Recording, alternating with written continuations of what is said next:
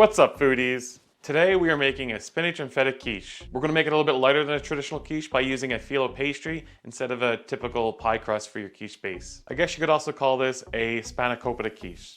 So let's get into it. And one more thing, make sure you smash that like button and subscribe down below.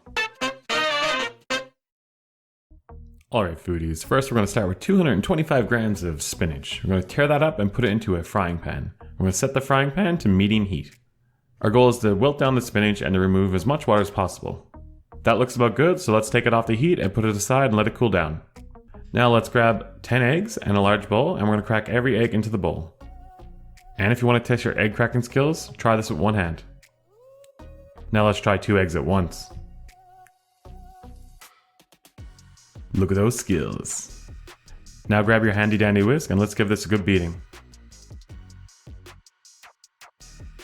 Now we're going to roughly chop 20 grams of dill, and we're also going to roughly chop 20 grams of mint.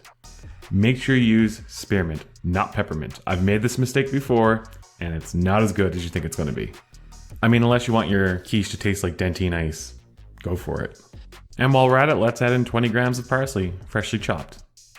So magically, feta appeared into the bowl, or I forgot to hit the record button when I was filming this video. So go ahead and add in 200 grams of crumbled feta. I like to crumble up bigger chunks of feta for my quiche. I just like the texture of it. Now let's go grab our spinach we cooked earlier and add that into our bowl. And give it a mix till everything is combined.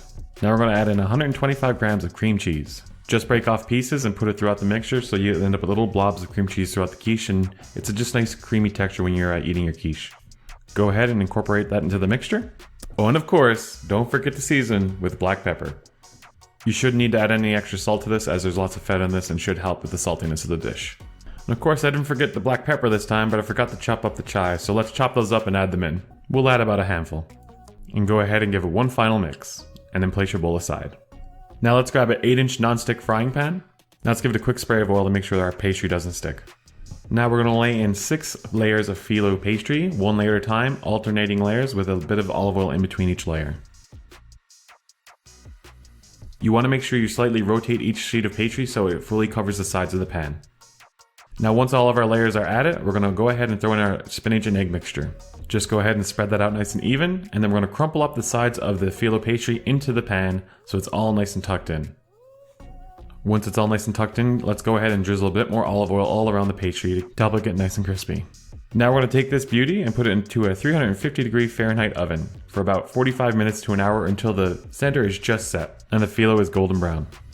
And when the quiche is baked, you'll have this beautiful, crispy, crunchy, creamy, delicious breakfast, lunch, or dinner you'll enjoy any day of the week. Cut the quiche into 6 equal portions and dive in and enjoy. Until next time, foodie out.